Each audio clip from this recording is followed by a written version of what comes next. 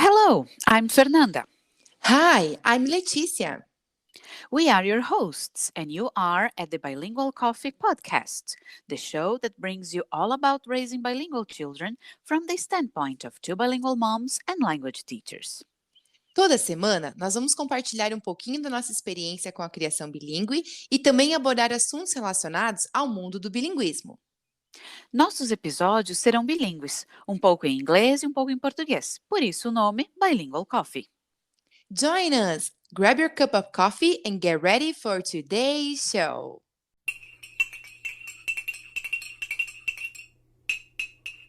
A alfabetização é um desafio para qualquer criança, seja monolíngue ou bilíngue. Hoje vamos focar na minha experiência desse processo com meu filho. Good morning, how are you? Good morning, I'm good, and you? I'm great. Super excited for today's episode because we are going to see in practice how everything is going there. That's right. I will share some tips, some things that I've been doing. That's very good. I'm super curious. Porque assim, ó, a gente vai falar sobre como é que você está fazendo a alfabetização aí na prática, né? Eu tava pensando aqui, no meu tempo, quando lá, né, há 10 anos atrás, quando eu aprendi a ler e escrever, 15, eu aprendi, assim, as vogais. Só 15 anos? Eu acho que foi um pouco mais, né? Eu sou novíssima, tudo bem. Eu vou deixar por 15, tá? Mas eu acho que faz mais tempo. Ai, vamos lá, não precisamos focar na idade aqui, não. A gente aprendeu as vogais, então, A, E, I, O, U, e daí eu não me lembro exatamente se eu aprendi primeiro com B, depois com C, mas eu aprendi Ba, Be, Bi, Bo, Bu, Ka, Ko, Ku, Da, De, Di, Do, Du, e assim foi, né?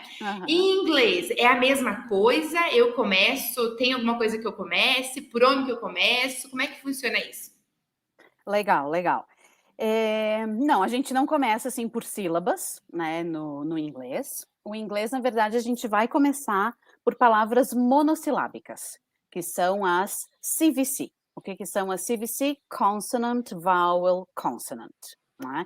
E quando a gente fala de consonant, vowel, consonant, a gente tem que ter em mente, especialmente quando se trata de consonants, que não significa uma consoante, mas significa um som de consoante.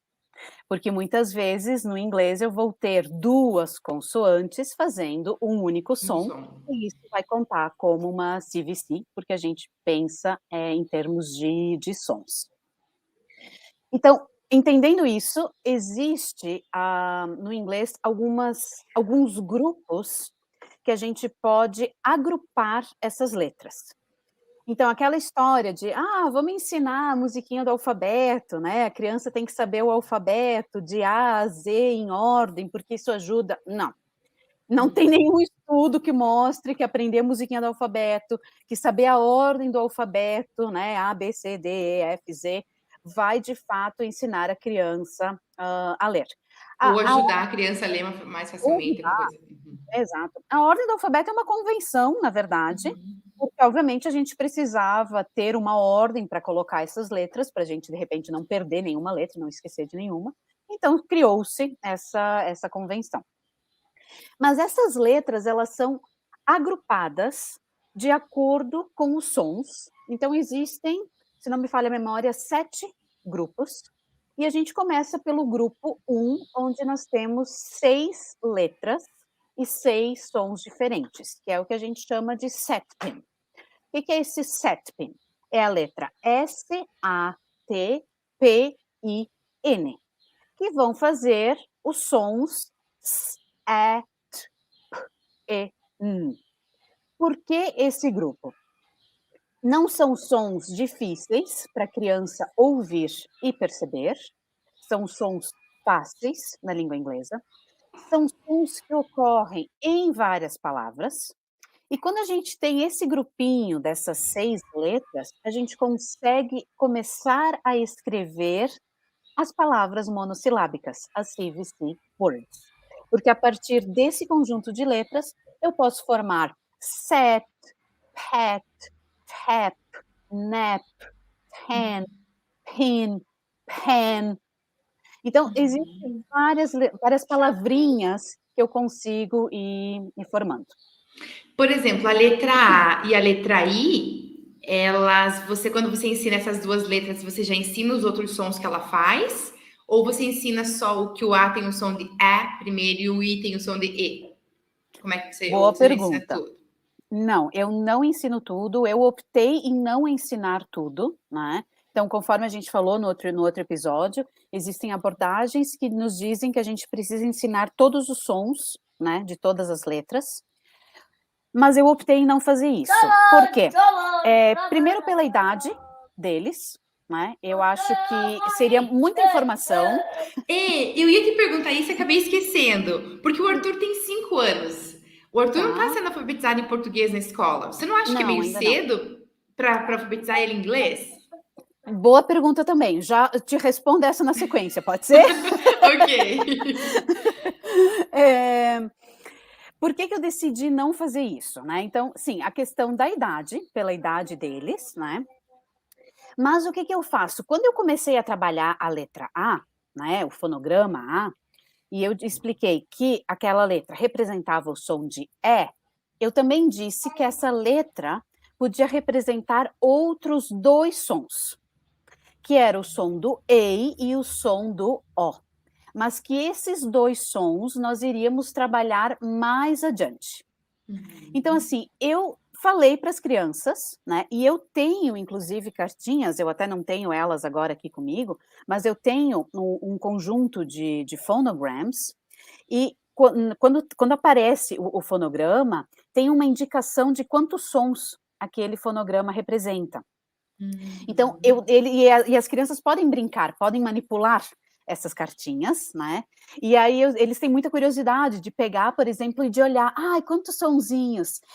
Nossa, essa aqui tem 2, essa tem um só, olha, essa tem 3, que sons que é? Né? Então eu digo, por exemplo, a letra S, né? A gente começa a letra S falando que tem o som, que representa o som de S. Mas o S, ele também vai representar o som do Z, dependendo da palavra, né? Então, assim, eles sabem que representam outros sons, mas eu comecei a trabalhar com os sons básicos. Então, por enquanto, o que a gente está trabalhando é que a letra A representa o som do E, como apple, cat, ant, e assim vai. Né? Que vai ser o short vowel sound, né? Então, a primeira coisa... Isso aí. Porque para a gente chegar no long vowel sound, que seria o som do A, eles vão passar da CVC words para CVC plus I. O que é esse plus I? É quando acrescenta o E no final e esse E vai modificar o som da minha vogal ali no meio. Passar a ser um som longo. Exatamente. Só que para eles chegarem nesse estágio, eles já vão, então, nós vamos iniciar nesse estágio a questão de sílabas. Porque o tipo de sílaba vai influenciar o som da minha vogal. Né? Então, para a gente passar para o long vowel sound, eles vão precisar entender o que acontece com a sílaba. E para eles passarem para long vowel sound, eles precisam entender o que é o short vowel sound e onde é que eles identificam o short vowel sound. Né? Assim como para a gente passar, por exemplo, para a letra A, quando representa o som de O, como na palavra ball, call, né? Nós temos ali um outro fonograma, que é o ALL. Então, não é o A sozinho, mas é o ALL. Então, é um outro fonograma e a gente pode trabalhar separadamente, né? Porque quando eles enxergarem, toda vez que eu enxergar ALL, vai ter o som de all, ball, fall, call. Né? E aí tem os outros fonogramas formados com A também, né? O A com E, o A com outro, e aí vai fazer um outro som e... Exatamente. Então, eu optei em ir passo a passo. Né? Então, eles vão aprender todos os sons que o fonograma A representa, mas eu acho que num devido estágio, assim, né? Eu optei em trabalhar só com os short vowel sounds. E isso vai acontecer com todas as vogais. Por enquanto, a gente está trabalhando com os sons do A e do I, e depois a gente vai apresentar o E, o O e o U. Né? Então, mas vai um progresso, assim. Yeah, so answer my other question now, please. Don't you think Arthur is too young to learn how to read and write? Okay, this is a question that I have been asked a lot. Yes, questions like, really? But he's not even 5, because I started in the beginning of the year when he was 4.5. Well, more precisely, he was 3.5 when I started, because I started with the phonological awareness. Yeah. So, well, maybe if we just consider, our language, Portuguese, our mother tongue, it could be a little early for children to learn how to read and write, but not when we consider English. What Right. happens when children get to the first year of elementary school in the United States, they should know how to read CVC words. They should know the sounds, all the 26 letters and all the basic sounds the 26 letters represent. And they should be able to put the sounds together in CVC words to read monosyllabic words. Why? Because when they get to the first year of elementary school, it's when they will actually start studying syllables, when they will see that I have cap and cape. So, and again, as I said before, it's a process. So English is a more complex language because the association, yes, between sound and letter is different from Portuguese. Let me ask you something else. Are we able to decode all the words? What do you mean by able to decode all the words? Yeah, like all the words follow the rule. Like you pronounce this phonogram this way and this phonogram this way. So by the time that I see a word, every time I can like decode it. I can Yes and guess no. the way I will pronounce. Is a rule for everything? Yes and no. Yes and no. Well, there are rules. There are a lot of rules. Yes. But you have to understand all the rules to be able to decode a word. Yes. So sometimes simply by looking at the word, I can't actually decode if I don't understand the layers of English. If I don't understand what lies, between lines. Yeah? It's not as simple as you mentioned. I think it was in the beginning of this episode or the last episode. Now I'm not sure that it was like ba be bi bo bu. It's not that simple. Yeah? It's not that simple because the combination of letters will depend on the other letters around, will depend on origin, will depend on the type of, on the number of syllables.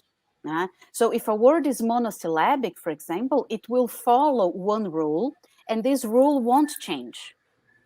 But when the word has 2 syllables, the monosyllabic rule may not apply because it depends on the type of syllable that I am working with. So I have to understand the types of syllables in English.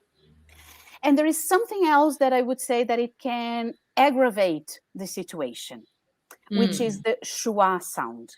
Because every single vowel can become a schwa. Yeah. Yes. So when I teach kids and when I tell them, well, letter A, this phonogram here represents the sound A. It represents the sound A in monosyllabic words, in CVC words. It doesn't necessarily mean that it will be A in a word that has 2 syllables or 3 syllables. When Because are we going to start talking, telling them there is this schwa sound? after they learn all the sounds. The schwa Okay, schwa sound is the last one. is the last one. Yes. Okay. Children will first know that letter A represents A, O. And they will be able to decode all the words following these sounds and following the rules.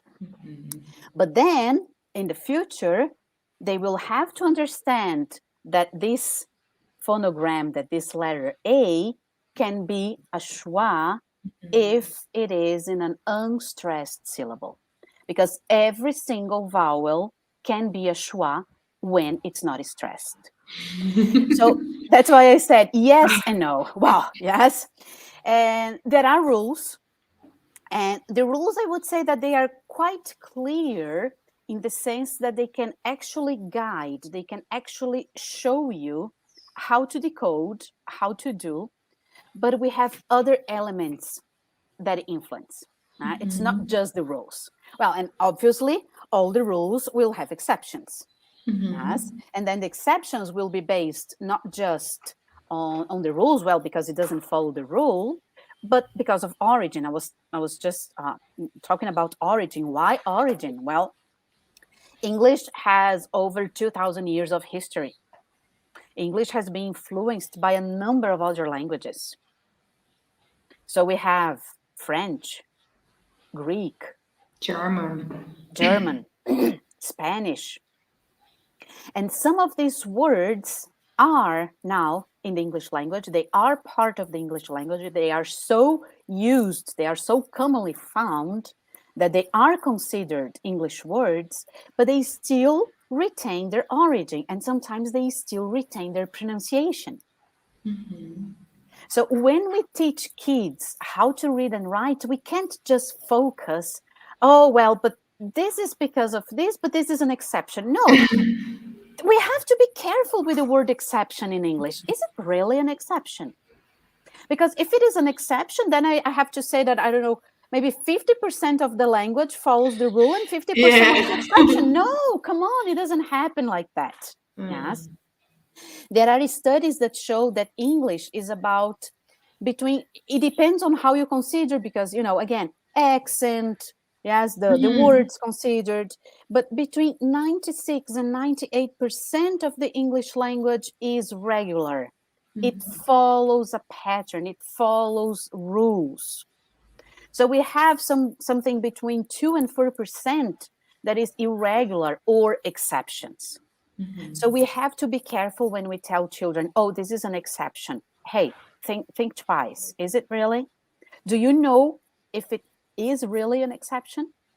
Yes. So we have to dig deeper to understand and to be able to tell our kids, well, look, this word is pronounced like this because it came to our language, it was brought to our language because of the French colonization, because of the French invasion. Well, this word came because of the German invaders.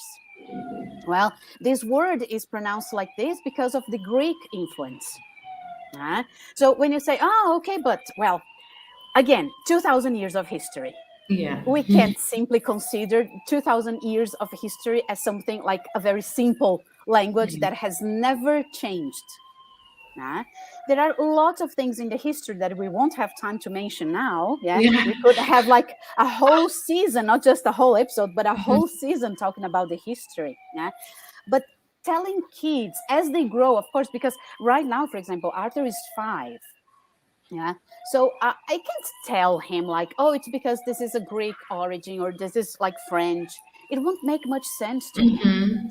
But as he grows older, as he understands more about history, as he understands the other things around, we can definitely tell kids, well, look, these 2 letters here, this phonogram represents this 2, 3, 4 sounds because of this and that. And we can tell kids, for example, well, it is usually this sound. It represents this sound most of the time. But sometimes it's impossible. You pick up a word and say, okay, how do I read this? Well, I'm not sure. So let's try it. It's something like trial and error. Okay, what is the most common sound? Oh, it's this. Okay, try this. Does it make sense? No, it doesn't. Okay, what is the second most common sound? Oh, this one. Okay, does it make sense? Yes, it does. No, has Arthur tried to read a word in Portuguese, like using the English sounds after you started this process of teaching him? Well, yes, I guess he has. He has actually tried to write a word in English using the Portuguese knowledge. Does that make sense? What was word? Ok. Ele estava tentando, ele queria escrever a palavra pie de apple pie. Só que a gente viu o P, né? A letra P, e pai se escreve com I e E. Então, esse é um vowel team que não está nos planos por enquanto, porque é o level up, né? Mas aí ele ficou pensando, né? E ele começou a fazer os sons, né? A, I, I, I. E ele escreveu P-A-I, né? E ele me deu a palavra, e eu li, pai. E aí eu perguntei para ele, what do you mean exactly? Né? Porque aí eu fiquei na dúvida, será que ele escreveu em português, né, pai, ou será que ele estava... Nós estávamos brincando em inglês, né, mas eu fiquei na dúvida. E aí ele me disse, mami, pie, apple pie, something that we eat, tipo, que óbvio, né? E aí eu disse pra ele, oh my gosh, that's so beautiful, yes, né? E aí eu disse pra ele, e tu sabia que tu escreveu uma palavra em português também? Aí ele ficou, como assim, né? Aí eu mostrei para ele, tipo, porque pai, né, em português é papai, pai. E ele achou o máximo, né? Então, que tinha uma palavra com o mesmo som, né? E aí, claro, eu expliquei para ele, disse, no inglês a gente escreve um pouquinho diferente, eu disse, mas como a gente ainda não viu as letrinhas, eu disse, tu fez muito bem e usar o conhecimento tudo bem. Great job. E eu vi que você postou essa semana também do Meet, né? Também, isso. Nós estávamos no restaurante, então, esperando, e aí também a gente estava brincando, né? E aí, porque às vezes a criança fica muito impaciente, né? Quando tem que esperar comida. E aí eu peguei, eu digo, vou te mandar a secret message, né? Porque eu tô com essa, sempre que a gente vai num lugar tem que ficar esperando alguma coisa, secret message. E aí comecei a mandar palavrinha para ele, ele pensa numa palavrinha, ele escreve, ele manda para mim, a gente vai lendo. E aí, numa dessas, eu vi que ele ficou me olhando, assim, ficou pensando com uma carinha, eu digo, o que ele tá aprontando? E aí ele me mandou a palavra de volta e estava escrito M-I-T, né? Meet. E aí eu fiquei pensando, o que ele quer dizer? Não é? Porque meet ou meet, né? Aí eu perguntei para ele, né? Eu disse, what is this word? E aí ele me respondeu, carne, né, mami? Because I'm hungry. Então ele queria... Maravilhoso, maravilhoso. Então ele queria escrever meat, né, com M-E-A-T, mas de novo, o E e o A a gente não aprendeu ainda, porque é um vowel team, né, que a gente ainda não viu, mas ele conseguiu fazer essa ligação, sabe, ele conseguiu pensar nos sons, né, eu preciso do som do I, eu preciso de um I aqui. Maravilhoso. E que eu vou usar? Bom, isso no português. Eu uso o que eu tenho aqui. Isso. O que eu tenho. Muito massa, muito massa. Exatamente. Então, sim, essas transferências, elas vão acontecendo o tempo todo. E assim como a gente falava que essas transferências acontecem na fala, elas vão acontecer na escrita. Né? E essas transferências, elas não podem ser julgadas como um erro, porque isso não é um erro. Porque a criança, ela ainda não tem todo o seu, no seu aparato, ela ainda não tem todos os sons, todas as letras, mas ela está usando aquilo que ela tem e ela está se comunicando através disso. Porque até em português, quando a criança começa a aprender a escrever, muitas vezes ela escreve casa com Z, porque ela aprendeu que o som de Z é o Z, o S faz som de S. Daí, então, essas coisas vão acontecer em português também, então por que não aconteceria em inglês, né? Então, Justamente, então essas trocas, elas são muito saudáveis, né, são muito legais, e aí eu tô tentando registrar tudo que acontece. Isso, tem que ser legal fazer isso, porque, nossa, muito legal, muito massa. Nem sempre dá para registrar tudo, dá para anotar tudo, mas a gente tenta. Massa.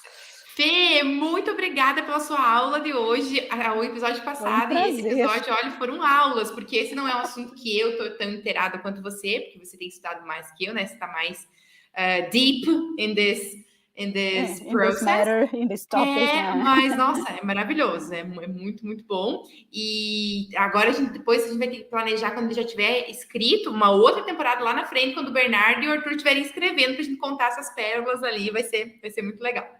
Com certeza, vamos organizar e planejar a nossa próxima temporada também.